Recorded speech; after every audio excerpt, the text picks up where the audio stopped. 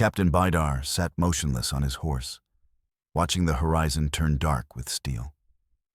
It wasn't a storm cloud. It was an army. 20,000 men marching across the Polish plain like they owned it. Knights in full plate armor, their banners snapping in the wind, siege engines creaking behind columns of infantry that stretched back for miles. Baidar commanded 400 Mongol scouts, light cavalry, men whose job was to observe, report, and avoid direct engagement with superior forces. Those were his orders from the main army camped 200 miles east. Watch the Europeans. Learn their movements. Don't fight unless absolutely necessary. He lowered his telescope, a Chinese invention most Europeans had never seen. His second-in-command, a veteran named Subatai's nephew, rode up beside him. The man's face showed no emotion, but his question was clear in his eyes. Do we run?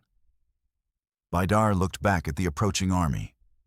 Heavy cavalry at the front. That meant knights, the pride of Christian Europe. Men who'd trained since childhood to fight in armor so thick it took 3 servants to dress them. Behind them came crossbowmen, infantry with pikes and shields, camp followers, supply wagons. This was a Crusader coalition. Polish nobility, Teutonic knights, minor lords who'd gathered every fighting man they could muster. They were hunting Mongols. They thought they were chasing raiders, barbarians from the steppe who'd gotten lucky burning a few villages. They had no idea what they were actually facing. Baidar made his decision. His orders were to observe, but sometimes observation required testing. You could learn everything you needed to know about an enemy by how they fought, their tactics, their discipline, their weaknesses. And Baidar had been fighting since he was 12 years old. He'd seen the Chinese walls fall. He'd ridden with the armies that destroyed Khwarezm. He'd watched Mongol forces annihilate armies 5 times their size through tactics Europeans hadn't even conceived of yet. 400 against 20,000. Any sane commander would retreat. Report the numbers. Let the main force handle it. But Baidar wasn't retreating. He was preparing an ambush. His men knew what to do. They'd practiced this maneuver 10,000 times. The feigned retreat, the encirclement, the kill zone. It was as natural to them as breathing. The Europeans kept coming, confident, eager. They saw 400 light cavalry and thought they saw prey. They saw an easy victory. They saw glory and songs written about their triumph over the eastern barbarians. What they actually saw was bait. Baidar turned his horse and gave the signal. His men formed up in a loose screen, visible but unthreatening. The Crusaders would see them soon. They'd charge. They'd pursue. And then Baidar would teach them what war actually looked like. The spring of 1241 was about to witness something that shouldn't have been possible. A scout force destroying an army 40 times its size in less than a day. The trap was set. The Europeans were marching straight into it. And in 6 hours, the Polish plain would be covered in bodies. The Mongol Empire in 1241 was the largest continuous land empire in human history. It stretched from Korea to Hungary, from Siberia to Persia. And it was built on one thing above all else: military superiority so absolute that it seemed like magic to everyone who faced it. The Mongols didn't conquer through numbers. They conquered through innovation, discipline, and a way of making war that was generations ahead of everyone else on the planet. Start with the weapon. The Mongol composite bow was made from layers of wood, horn, and sinew. It took 2 years to properly cure. In the hands of a trained warrior, it could fire arrows over 300 yards accurately. European crossbows maxed out at maybe 150 on a good day. But range wasn't even the real advantage. A Mongol warrior could fire 6 arrows per minute from horseback at full gallop. A crossbowman needed 30 seconds to reload. Do the math. In the time it took a European to shoot once, a Mongol could put half a dozen arrows in the air. Every Mongol warrior owned at least 4 horses. They rotated mounts constantly, meaning their cavalry never tired. European knights rode 1 war horse. When it was exhausted, they were done. Training started at age 3. Mongol children learned to ride before they could walk properly. By age 10, they were hunting wolves with bows. By 15, they were soldiers. By 20, they were veterans of multiple campaigns. European knights trained too, but differently. They learned to fight in formation, to charge in straight lines, to rely on armor and the weight of their war horses. Individual bravery mattered. Personal combat skills mattered. Mongols didn't care about individual bravery. They cared about unit cohesion. They fought as coordinated groups, responding to signals with mechanical precision. Flags for major maneuvers, whistles for squad-level tactics, drums for attack or retreat. A Mongol unit of 100 men, called a jagun, could execute 15 different tactical formations without verbal commands. They could split, reform, encircle, or retreat in perfect unison while maintaining fire discipline. European armies communicated through horns and shouted orders. In the chaos of battle, those often got lost. Mongol communication systems worked in any conditions. Then there was the feigned retreat. This was the tactic that destroyed army after army. Mongol cavalry would engage an enemy, fire a few volleys, then turn and run. It looked like panic. It looked like the enemy was winning. Heavy cavalry, especially European knights, couldn't resist. They'd charge after the fleeing Mongols, thinking they were pursuing broken troops. Their formations would stretch out. Gaps would appear. Discipline would collapse as individual knights raced to be first to catch the enemy. And then, the trap would spring. The retreating Mongols would suddenly wheel around. Fresh units would appear from concealment, and the pursuers would find themselves surrounded, exhausted, and dying. The Mongols had used this tactic for decades. It worked every single time. Europeans never learned. Baidar's 400 scouts weren't just soldiers. They were components of a military machine refined over generations. Every man knew his role. Every man could execute complex maneuvers instinctively. The 20,000 Crusaders marching toward them were brave, well-equipped, and utterly outmatched. They just didn't know it yet. Duke Henry II of Silesia was 26 years old. Young for a military commander, but old enough to know that this campaign could define his legacy.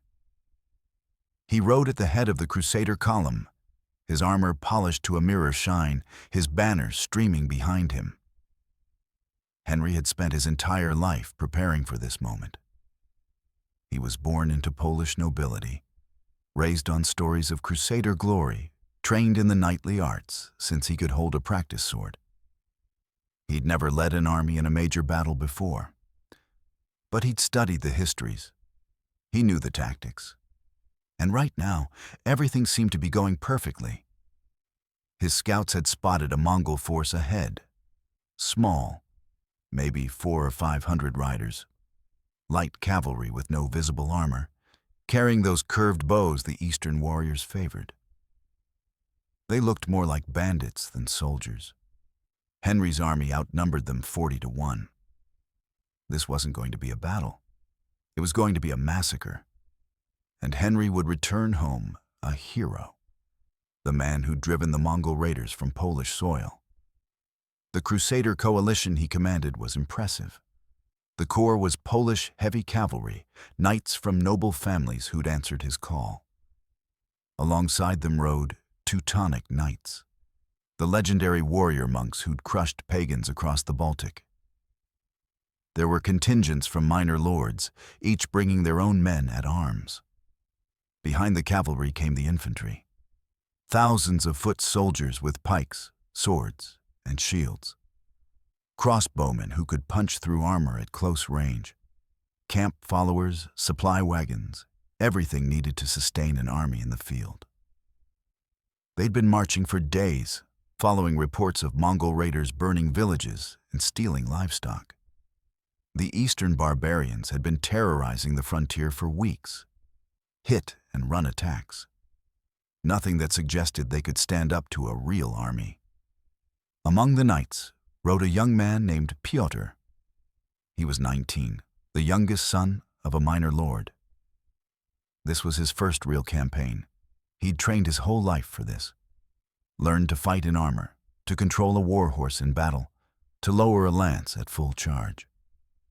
Pyotr was terrified and excited in equal measure. He'd heard the stories about the Mongols, how they burned cities, slaughtered populations, showed no mercy. But he'd also been told they couldn't stand against proper Christian knights, that their tactics only worked against lesser opponents. Looking at the force ahead, Pyotr believed it. 400 riders with no armor against 20,000 armored warriors. This was going to be easy. His first battle would be a victory. He'd return home with glory, maybe even recognition from Duke Henry himself. The order came down the line. Prepare for engagement. The Mongols had been spotted. They were falling back, apparently surprised by the size of the Crusader force. Henry smiled inside his helmet. They were running already. This was going to be even easier than he'd thought. He raised his sword, sunlight glinting off the blade. 20,000 men watched their commander, 20,000 men prepared to charge. Henry had no idea he'd just given the order that would kill every single one of them. The Mongols weren't running. They were leading, and the Crusaders were following like sheep to a slaughter. The Mongols made first contact mid-morning. A small group of riders appeared on a ridge about a half-mile ahead of the Crusader vanguard. They sat on their horses, watching the army approach. They made no move to flee. They just watched. Henry ordered a halt. He studied the riders through the distance. Light cavalry. No banners. No formation. They looked almost casual, like they were out for a morning ride instead of facing an army. One of the Teutonic knights rode up beside Henry. The man's voice was confident through his helmet. They're scouting our strength. Probably going to run back to their main force. We should send cavalry to cut them off. Henry nodded. It made sense. Don't let them report back. Hit them hard and fast. He turned to his heavy cavalry commanders. Take 500 knights. Run them down. Don't let any escape. The knights formed up, lances ready. 500 armored warriors on war horses, each one worth a dozen regular soldiers. They began advancing at a trot, building speed gradually. The weight of their charge would be unstoppable. The Mongols on the ridge didn't move. They waited until the knights were maybe 200 yards away. Then, almost casually, they turned their horses and started riding away. Not galloping, not fleeing in panic, just cantering steadily toward the east. The Crusader knights saw exactly what they expected to see. Barbarians running from superior force. They spurred their horses faster, lowering lances for the charge. The gap closed quickly, but the Mongols stayed just out of reach. They'd slow down when the knights got too far behind. They'd speed up when the knights got too close. They were maintaining perfect distance, and they were doing it while looking backward over their shoulders. Pyotr was in the charging formation. His heart was pounding. This was it, his first combat. He could see the Mongols ahead, maybe 100 yards now. Close enough to see their faces. They weren't wearing armor. They looked small compared to the towering Crusader knights. One of the Mongols turned in his saddle while riding. He drew his bow. Still moving at full speed, he released an arrow. The knight riding beside Pyotr suddenly jerked backward. The arrow had punched through the eye slit in his helmet. The man fell from his horse without a sound. More Mongols were turning now. Firing while riding, their arrows flew in flat trajectories, hitting with frightening accuracy. Knights started falling. Not many.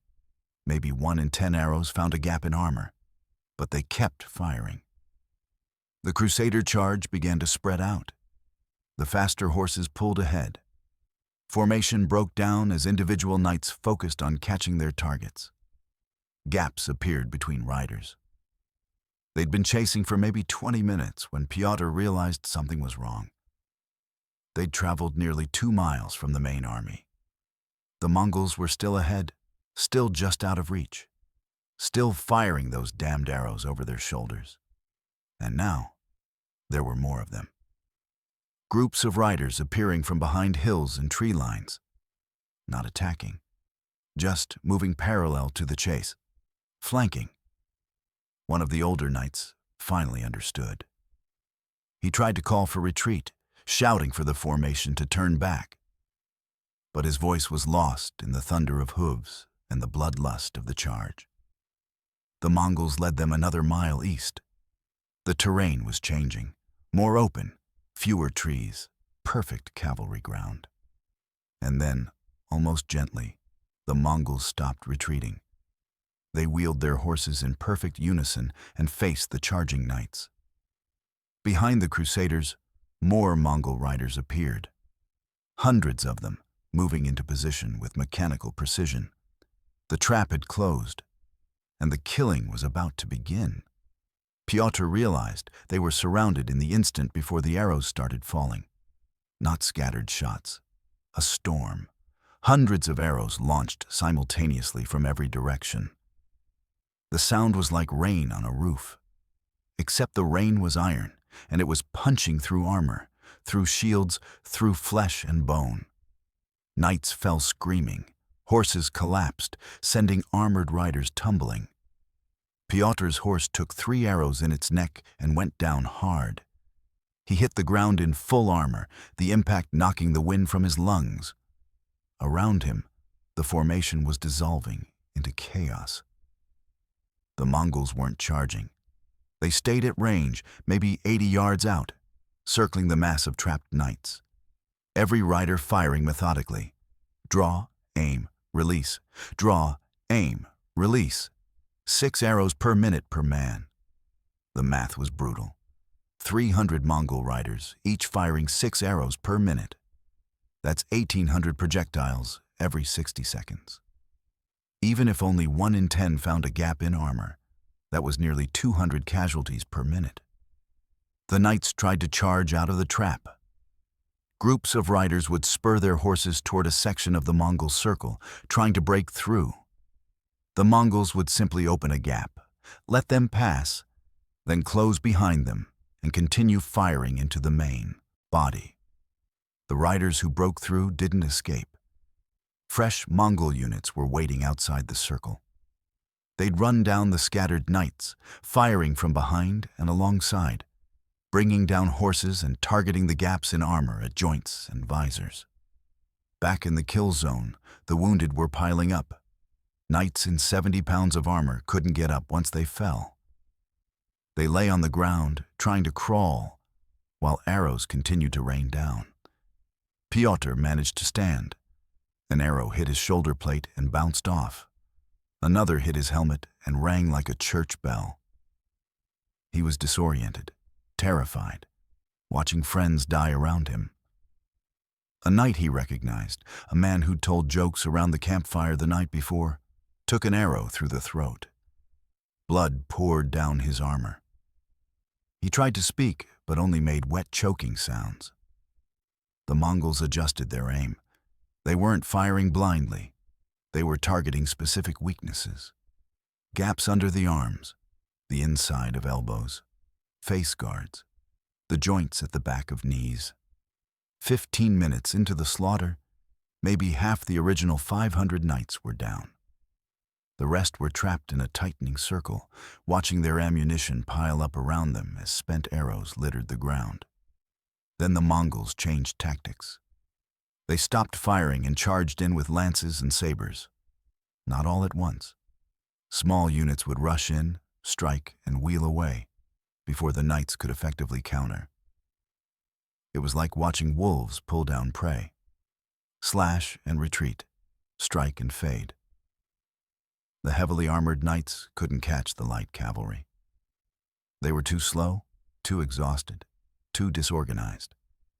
Pyotr saw a Mongol rider come straight at him. The man's horse was smaller than a Crusader warhorse, more agile. The rider wore leather and fur, no metal armor. He carried a curved saber.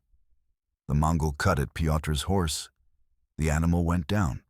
Pyotr fell again, this time landing on his back.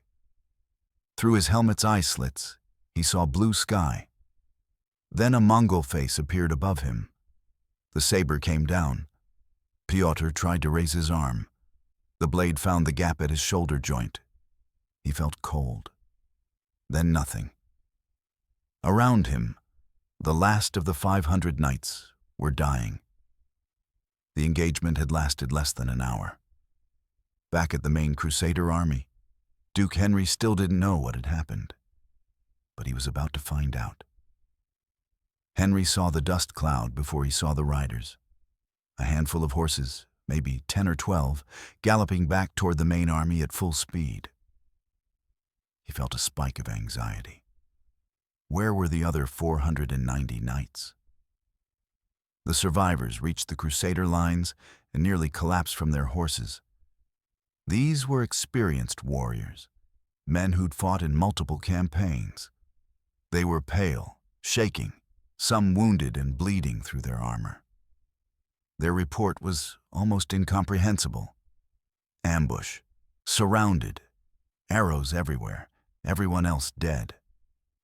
Henry couldn't process it. 500 heavy cavalry destroyed by light.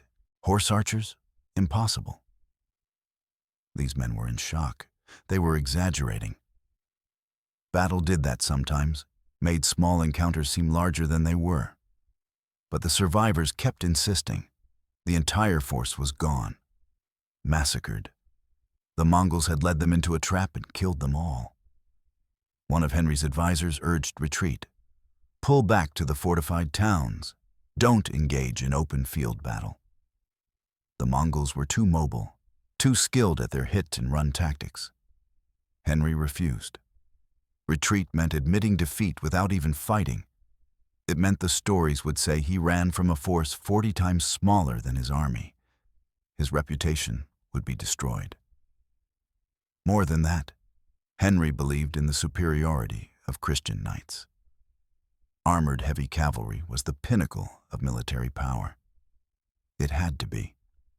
Every military doctrine, every tradition, every story of Crusader glory said so. Those 500 knights must have made a tactical mistake. They'd chased too far, gotten isolated, panicked. A properly deployed army wouldn't fall for the same trick. Henry made his decision. The entire army would advance. They'd find these Mongols and crush them. 20,000 men couldn't be defeated by 400 raiders. It was mathematically impossible. He gave the orders: full battle formation, heavy cavalry in the center, infantry on the wings, crossbowmen in support. They'd advance slowly, maintaining discipline. When they found the Mongols, they'd pin them down with infantry and smash them with cavalry. It was sound doctrine. It should have worked. The army began moving east, following the path the lost cavalry had taken. They marched in good order, banners flying, drums beating. 20,000 men who believed they were marching to victory. Pyotr's father rode in the formation. He hadn't heard that his son was among the 500 who'd been sent ahead. He was thinking about the upcoming battle, about his role in the fight. He was thinking about glory. He wasn't thinking about the fact that his youngest son was already dead, lying on the Polish plain with an arrow wound through his shoulder and a saber cut that had nearly severed his arm. The main Crusader army marched for 3 hours. They passed through terrain that was perfect for cavalry. Open grassland with gentle hills, good visibility, room to maneuver. The Mongols were waiting for them. Baidar watched the massive army approach. His 400 scouts had just destroyed 500 knights with minimal losses. Maybe 10 men wounded, none seriously. He'd learned everything he needed to know about European tactics. They were predictable. They relied on armor and direct charges. They broke formation easily when provoked. They couldn't adapt to mobile warfare. And now they were bringing their entire army into the same terrain where he'd just slaughtered their vanguard. Baidar gave the signal. His men had rested, redistributed arrows, tended their horses. They were ready. The feigned retreat was about to begin, again. But this time, the target was 40 times larger, and the slaughter was about to become legendary. The main Mongol force made contact with the Crusader army in early afternoon, the same tactic as before. Small groups of riders appeared at the edges of vision, watching, withdrawing slowly as the Christians advanced. Henry saw what he expected to see. Scouts, maybe the same raiders who'd ambushed his vanguard. He ordered his army to maintain formation. Don't chase, don't break discipline, force them to fight or flee. The Mongols began harassing the flanks. They'd ride close, fire a volley of arrows into the infantry columns, then retreat before the crossbowmen could respond. It was annoying, but not dangerous. The armor protected most soldiers from glancing hits. What Henry didn't see was the larger pattern developing. The Mongols weren't just harassing, they were herding. Every time the Crusader army tried to turn toward a group of attackers, other groups would appear on the opposite flank. The harassment always pushed the Christians in one direction, east, away from their supply lines, deeper into open country. The army had been marching and maneuvering for 4 hours. The sun was starting to descend toward the western horizon. Men were tired, horses were tired. The heavy armor that made knights nearly invincible in direct combat became exhausting in extended marching. Henry made a decision. They'd camp here, rest the army, engage the Mongols fresh in the morning. Trying to fight at dusk when everyone was exhausted was foolish. He gave the orders to prepare defensive positions. Infantry formed square formations. Cavalry dismounted. Supply wagons were arranged in protective circles. That's when the Mongols attacked in force. They came from 3 directions simultaneously. Not a wild charge. Coordinated columns of light cavalry, each group hitting a different section of the Crusader formation. But they didn't close to melee range. They stopped about 70 yards out and began firing. Hundreds of riders, each loosing arrows as fast as they could draw their bows. The infantry raised shields. The crossbowmen tried to return fire. But crossbows took 30 seconds to reload. By the time a soldier cranked back his weapon and aimed, the Mongol who'd been his target had moved. The arrows flew into empty space. Meanwhile, Mongol arrows fell like sleet. Most bounced off armor or shields. But enough found gaps. A man's face above his shield, the inside of a wrist, an ankle below a mail skirt. Men started falling, not in dramatic numbers, 1 here, 2 there, but steadily, constantly. The wounded screamed, the dead piled up. Henry ordered a cavalry charge. 3,000 knights mounted up and thundered toward the nearest group of Mongol attackers. The weight of their charge was terrifying. The ground shook under iron-shod hooves. The Mongols retreated, not in panic, in perfect formation. They stayed just ahead of the charging knights, firing, backward over their shoulders. Arrows flying while they rode. Knights fell. Not many. The armor protected them. But every few seconds, another warhorse would scream and go down. Or an arrow would find a visor slit and a knight would tumble from his saddle. The charge pursued for a mile, then 2 miles. The knights were spread out now, the fastest horses ahead, slower ones trailing. Formation had dissolved into a race. Then the Mongols stopped retreating. They wheeled and faced the scattered knights. And from concealed positions on both flanks, fresh Mongol units appeared. 3,000 Crusader knights realized simultaneously that they'd just repeated the exact same mistake that killed the 500 that morning. Henry, in the middle of the charge, saw the trap close and knew he'd just killed his entire army. The slaughter of 3,000 knights took 90 minutes. The Mongols surrounded them, circled them, fired into them from every angle. Knights died in their saddles, arrows finding the gaps in their armor. Horses collapsed, trapping armored riders beneath their weight.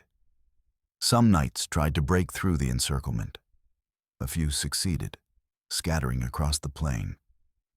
Mongol pursuit teams ran them down one by one.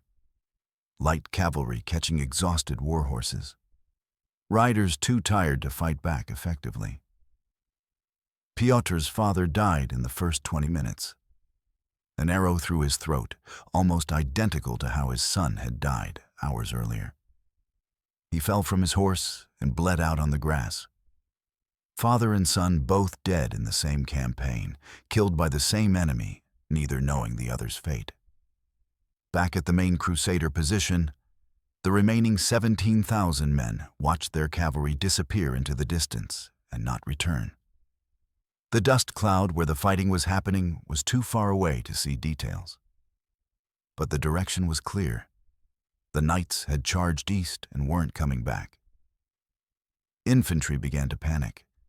If 3,000 knights could be destroyed that easily, what chance did foot soldiers have?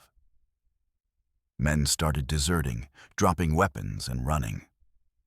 Officers tried to stop them, but the panic was spreading. Henry's advisors urged retreat. What was left of the army needed to fall back to fortified positions while they still could. Staying in the open against an enemy this mobile was suicide. But retreat meant turning their backs to the enemy. It meant presenting disorder and vulnerability. And the Mongols were everywhere now.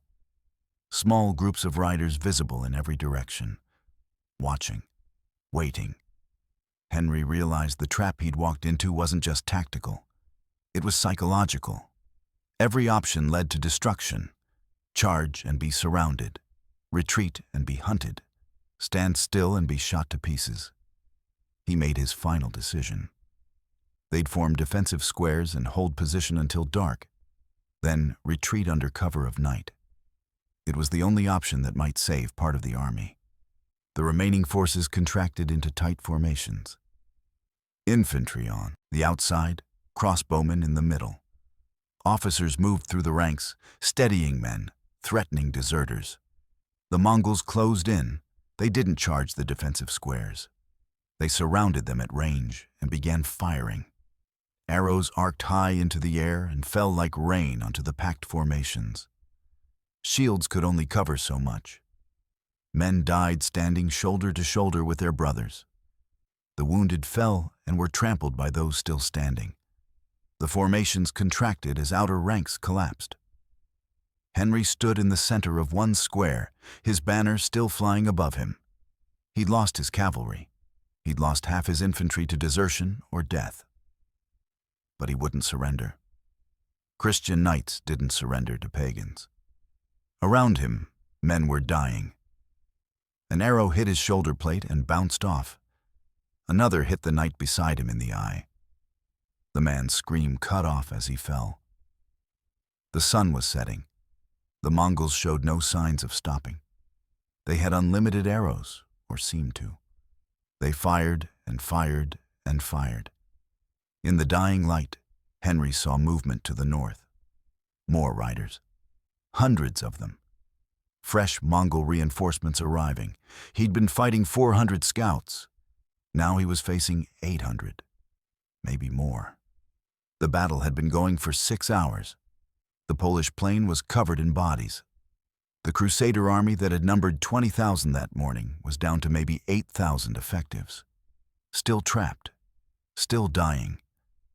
And Henry understood with absolute clarity that none of them were going home. Darkness brought no relief. The Mongols had prepared for night fighting in ways the Crusaders never imagined.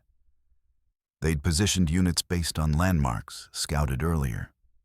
They knew the terrain perfectly. The Christians were fighting in complete darkness in unfamiliar ground. Mongol riders carried torches in coordinated patterns. The flames revealed Crusader positions while blinding the defenders who stared into the light. Arrows came from the darkness beyond the torchlight. Invisible. Deadly. Henry tried to organize a retreat. The army would move west in formation, maintaining defensive squares. But moving heavy infantry in the dark across unfamiliar terrain was nearly impossible. Units got separated. Men stumbled over bodies from earlier fighting. The Mongols herded them like wolves herding sheep. Any time a Crusader formation tried to move in an unwanted direction, arrows would fall from that direction.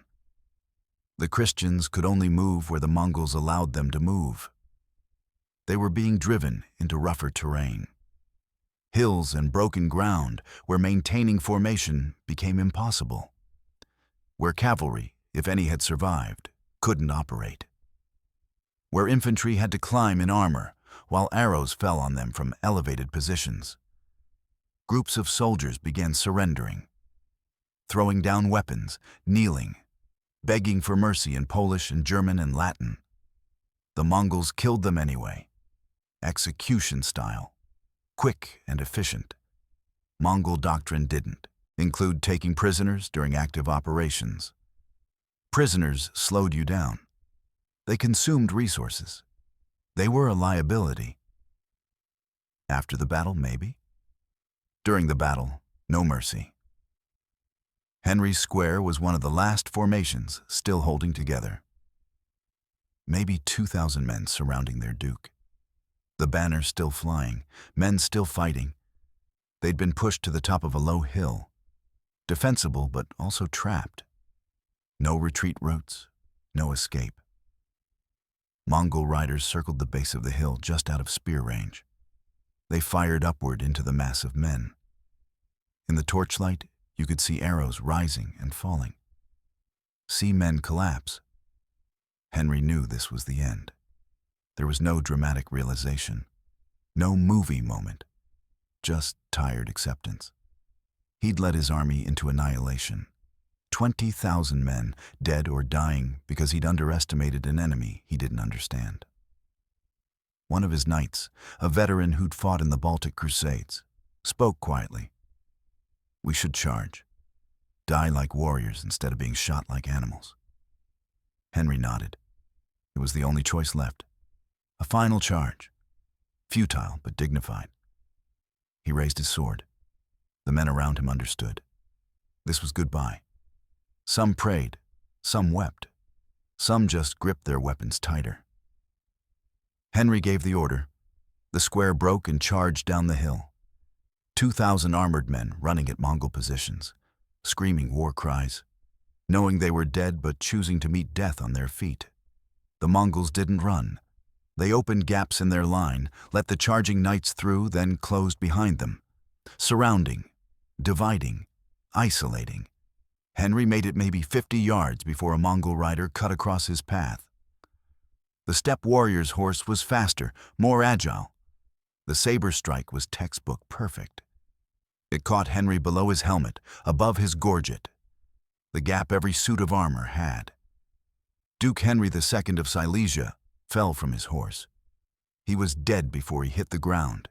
He was 26 years old. Around him, the last organized Crusader resistance collapsed. Men died fighting. Men died running. Men died begging. By midnight, it was over. The Battle of Chmielnik, though rarely called by that name, had lasted 6 hours. A Mongol scout force of 400 had destroyed a Crusader army of 20,000. Baidar's casualties, approximately 40 men. Military historians have spent centuries analyzing what happened on that Polish plain. The numbers seem impossible. 400 defeating 20,000 isn't just unlikely. It shouldn't be physically possible. Yet it happened, and it happened decisively. The core explanation is technological and tactical asymmetry. The Mongols were fighting a war decades ahead of their opponents. Every advantage European armies relied on became a liability against steppe warfare. Start with mobility. Mongol cavalry could travel 70 miles in a day and still be combat ready. European heavy cavalry could manage maybe 30 miles before horses and riders were exhausted. This meant Mongols could choose when and where to fight.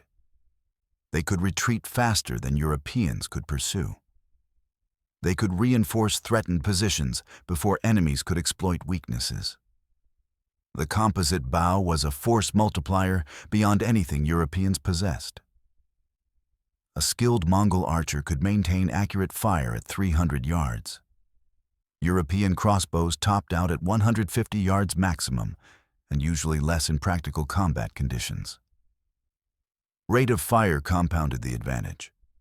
6 arrows per minute versus 1 bolt every 30 seconds meant Mongol units could deliver 12 times the volume of fire in the same time period.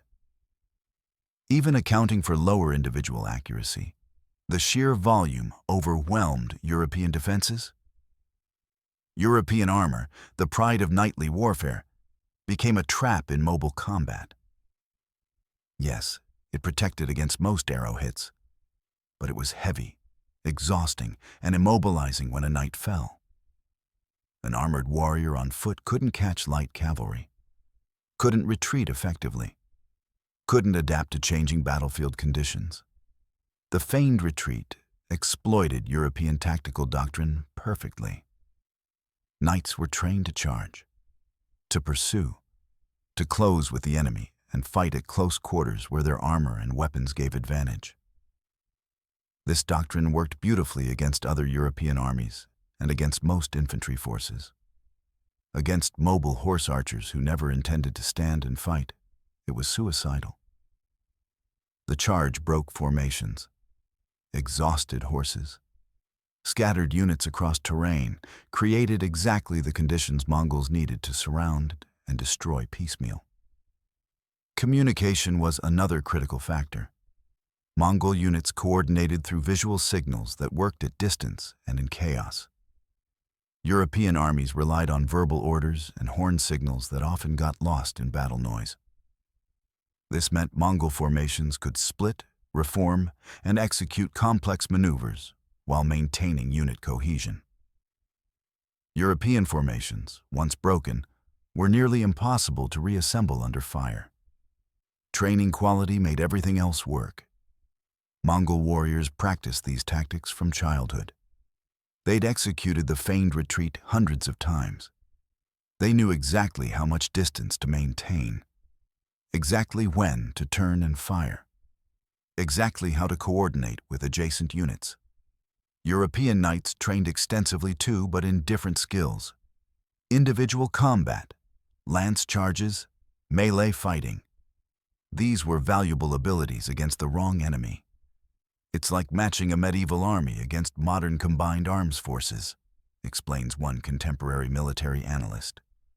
The medieval army isn't stupid or cowardly. They're just fighting with obsolete doctrine against an enemy they don't understand. Courage becomes irrelevant when the tactical framework is wrong. Duke Henry made reasonable decisions based on European military science. Sending cavalry to pursue a smaller force made sense. Advancing with numerical superiority made sense. These tactics had worked for generations. Against the Mongols, they were exactly wrong. And 20,000 men died learning that lesson. From Baidar's perspective, the engagement had been routine, almost boring. The Europeans had behaved exactly as Mongol intelligence predicted they would. They'd made the same mistakes every settled army made when facing steppe cavalry. His mission had been reconnaissance. Observe European forces, assess their capabilities, report back to the main army. He'd accomplished that mission perfectly and eliminated a potential threat in the process. That night, after the slaughter ended, Baidar's men set up camp a few miles from the battlefield. They tended horses, repaired equipment, redistributed arrows. The atmosphere was professional, calm. This had been work, not warfare. Casualty count: 42 men wounded, mostly minor injuries. 3 dead, killed in the close quarters fighting when some Crusader formations had charged directly into Mongol lines. Acceptable losses. Minimal losses. Baidar dictated his report to a scribe. Details of European army composition. Quality of armor and weapons. Tactical responses to Mongol maneuvers. Psychological assessment of European commanders. The Europeans are brave but inflexible, he reportedly noted. They cannot adapt to mobile warfare. They rely on armor and direct charges. Their cavalry is powerful but slow. Their infantry is disciplined but cannot maneuver rapidly. Their command structure is rigid. Officers make decisions and expect absolute obedience rather than allowing unit leaders to respond to battlefield conditions. Most importantly, Baidar reported on European psychology. They underestimate steppe warriors. They view us as barbarians. This makes them overconfident and predictable. They will charge when provoked. They will pursue when we retreat. They will break formation to chase glory. These observations weren't cruel or contemptuous.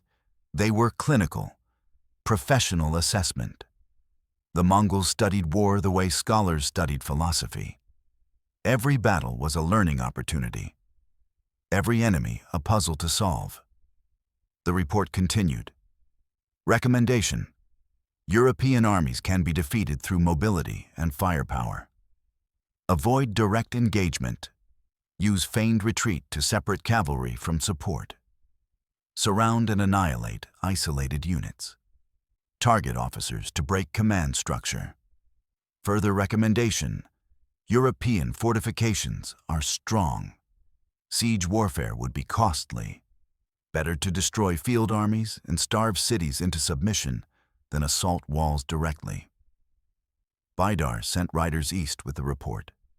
It would reach the main Mongol army, commanded by Batu Khan, within 2 days. The information would be analyzed, incorporated into operational planning, used to refine tactics for future engagements. From the Mongol perspective, 20,000 dead Europeans was data. Information. A test that confirmed existing theories about how settled peoples fought and how to defeat them. There was no hatred. No religious fervor. No satisfaction in slaughter. War was a profession. The Mongols were professionals. You didn't hate your opponents any more than a craftsman hated the wood he carved. The morning after the battle, Baidar's scouts surveyed the battlefield. Bodies covered the plain for miles. Crusader banners lay trampled in the mud. Broken weapons littered the ground. Some Crusaders had survived. Wounded men hiding in tall grass or among the dead. Deserters who'd fled early and avoided the main killing. Mongol riders hunted them down efficiently. No prisoners during active campaign. That was doctrine. By midday, the battlefield was silent, except for carrion birds. The Mongol force packed up and moved east. They had other missions, other observations to make. Within a week, Baidar's 400 scouts would participate in the Battle of Legnica, where Mongol forces would destroy another European army. That battle would be larger, more famous. But the tactics would be identical. The Europeans never learned. They kept charging, kept breaking formation, kept dying, and the Mongols kept winning. News of the massacre reached Vienna within a week. Merchants traveling west brought stories, then refugees, then, finally, survivors who could barely speak through their trauma. The initial reports were dismissed as exaggeration. 20,000 killed by 400. Impossible. Clearly, these people were confused, suffering from battlefield hysteria. The numbers had to be wrong. But more reports came, all telling the same story. Duke Henry dead, his entire army destroyed. The Mongols had won a victory so complete, it defied understanding. European courts reacted with shock and disbelief. This wasn't supposed to be possible. Christian knights were the finest warriors in the world, proven in crusades across the Holy Land and the Baltic. They'd beaten Muslims, pagans, heretics. They couldn't lose to steppe nomads. The Pope called for prayer and reflection. Church scholars tried to explain the disaster in theological terms. God was testing Christendom. This was punishment for insufficient faith. The defeat was a call to greater devotion. Military commanders had different interpretations. These Mongols weren't ordinary raiders. They were something new, something dangerous. Their tactics needed to be studied, understood, countered. But studying required accepting that European military doctrine might be wrong. That knights weren't invincible. That armor and courage weren't enough. Very few commanders were willing to accept that. The propaganda battle began immediately. The massacre was reframed as a heroic last stand. Duke Henry became a martyr. The Crusaders had been outnumbered, not by 400, but by tens of thousands. They'd fought bravely against impossible odds. Their sacrifice had saved Christian Europe. None of it was true. But the truth was too painful to accept. Poland mourned its dead. Entire noble families had been wiped out. A generation of knights gone. The country was defenseless. If the Mongols pushed west, nothing could stop them. But the Mongols didn't push west. They continued operations in Hungary and Poland for a few more months, then withdrew east. Not because they'd been defeated. Because the great Khan Ogedei had died, and Mongol law required all princes to return to Mongolia to elect a successor. Europe was saved by politics, not military victory. The Mongol withdrawal had nothing to do with European resistance. It was pure luck. But Europeans told themselves a different story. They'd stood firm, resisted the barbarian horde, preserved Christian civilization through courage and faith. The real lessons of the massacre were ignored.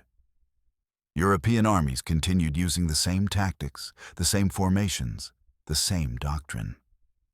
When Mongol forces returned to Eastern Europe in later decades, they won again and again. Same tactics, same results. European military reform would eventually come.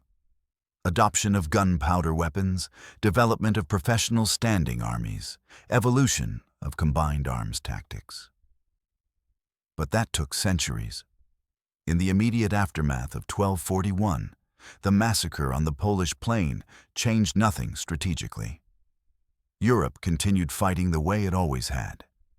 20,000 men had died to teach a lesson nobody wanted to learn. The battlefield itself became a memorial site. Local Poles buried the dead in mass graves and erected simple markers.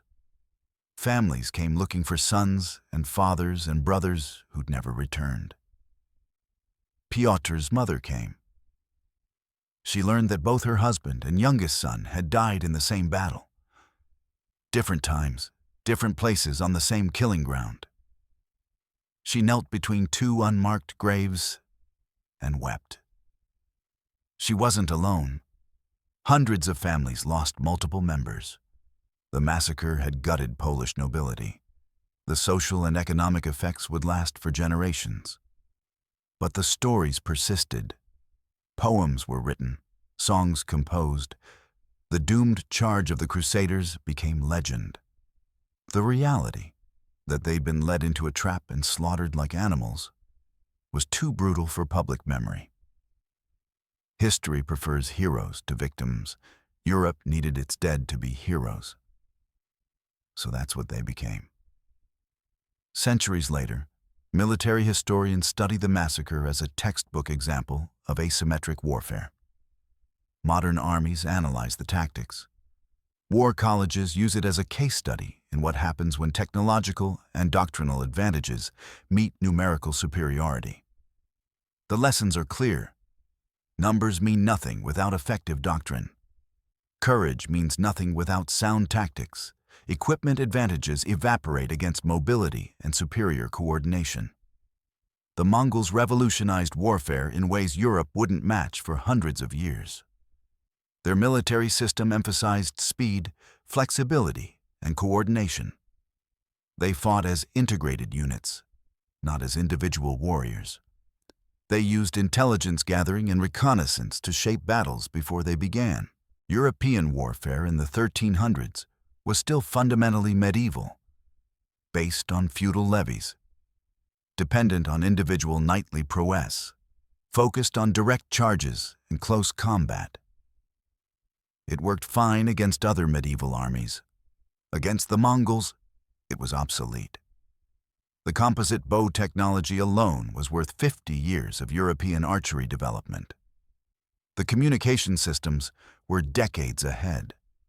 The training regimen produced soldiers who could execute complex maneuvers instinctively. Most critically, the Mongols understood combined arms warfare. Cavalry, archers, and light infantry working together with synchronized timing. Europeans wouldn't fully grasp combined arms doctrine until the Renaissance. The feigned retreat specifically became legendary in military history. It appears in Mongol battles across Asia and Europe. From Korea to Hungary, the tactic destroyed army after army. Yet opponents kept falling for it. Why? Because it exploited something fundamental about human psychology and military culture. Warriors are trained to pursue fleeing enemies. It's instinctive. It feels like winning. Discipline fights against every warrior's desire to chase, to close, to finish the opponent. The Mongols used that psychology as a weapon. They made pursuit feel safe, look easy, seem like victory. Then they turned pursuit into a trap. Modern military doctrine includes extensive training on recognizing and avoiding pursuit traps. Contemporary armies study Mongol tactics specifically to understand how to counter mobile forces. The United States cavalry during the Indian Wars faced similar challenges against plains tribes. Mobile horse warriors using hit-and-run tactics. Extended engagements where the side that controlled tempo controlled the battle. Many of the solutions developed came from studying Mongol warfare. Guerrilla warfare doctrine. Asymmetric tactics. These aren't modern inventions. The Mongols perfected them in the 1200s. But understanding the tactics doesn't diminish the human tragedy. 20,000 men died on that Polish plain. Most were ordinary people. Farmers pressed into service, young men seeking glory, fathers fighting to protect their homes. They were brave. They fought hard. They did everything their training and culture told them to do. And they died anyway because their leaders didn't understand the enemy they faced. That's the real lesson. Not about tactics or technology. About the deadly cost of underestimating your opponent. About the danger of rigid thinking in a changing world. About what happens when courage meets competence and competence wins. The Mongol scout force that destroyed them wasn't exceptional. It was standard. Well-trained, well-equipped, following established doctrine. Any Mongol unit of similar size could have achieved the same result against the same opponent. That's what made it terrifying. This wasn't luck. It wasn't genius. It was systematic military superiority. Europe survived the Mongol invasion through fortune, not strength. The Khan died. The armies withdrew. But the lesson remained. Technology and tactics matter. Numbers alone don't win wars. And courage, while admirable, is no substitute for competence. 20,000 corpses proved it. The story of Chmielnik, the massacre that almost nobody remembers by name, carries lessons beyond military history. It's about the danger of assumptions, the cost of refusing to learn, the tragedy of confidence meeting reality. Duke Henry wasn't stupid. He was operating with the best information and training his society provided. He'd studied warfare. He'd prepared his entire life. He made reasonable decisions based on European military science. Every choice seemed logical at the time. Pursue fleeing enemies, use numerical superiority, trust in armor and knightly prowess. These principles had worked for generations. Against the Mongols, they were suicide. The scouts who destroyed his army weren't superhuman. They were professionals executing practiced tactics against an opponent who didn't understand those tactics existed. The mismatch was profound. History forgets most battles. Thousands of engagements lost to time. Chmielnik survives in historical records only because it was so one-sided, because the numbers were so absurd, because 400 destroying 20,000 seems impossible. But it happened. And it happened because one side had evolved their military doctrine through constant warfare across 3 continents, while the other side relied on traditions that hadn't changed in centuries. European warfare eventually caught up. Centuries later, gunpowder weapons, professional armies, modern tactics. But in 1241, Europe was fighting with tools and concepts that were already obsolete. The human cost can't be calculated in casualties alone. Every dead soldier was someone's son, someone's father, someone's brother. The ripples spread through families, communities, entire regions. Pyotr died at 19, never knowing his father died the same day. His mother lost everything in 6 hours. Her story repeated thousands of times. Wives who became widows, children who became orphans, families destroyed. For what? A battle that changed nothing strategically. A massacre that Europe barely remembers. A victory the Mongols considered routine. War is often sold as glorious, noble, heroic. The massacre at Chmielnik was none of those things. It was efficient, clinical. Professional soldiers destroying amateurs. If you've watched this far, I need to ask, what did you take from this story? Was it the tactics, the technology, the human tragedy? Leave a comment, share your thoughts, and consider this question seriously.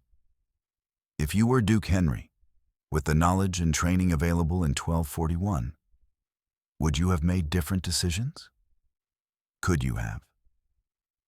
It's easy to see the mistakes from centuries later. Much harder to recognize them in the moment when everything you've been taught says you're right. That's the lesson history keeps teaching. That's the lesson we keep forgetting. The Mongol scout force of 400 accomplished their mission perfectly. They observed, they tested, they reported, and they eliminated a threat with minimal losses. The Crusader army of 20,000 died brave. They fought hard. They followed their doctrine and their faith. Courage wasn't enough. It rarely is. In a field in Poland, beneath the grass that's grown over centuries of seasons, lie the bones of men who learned that lesson too late. Their story survives as a warning. Numbers don't guarantee victory. Tradition doesn't guarantee success. And the most dangerous thing in warfare isn't the enemy you can see. It's the one you don't understand. 400 Mongol scouts proved that truth in 6 hours of systematic slaughter. 20,000 Crusaders paid the price for not knowing.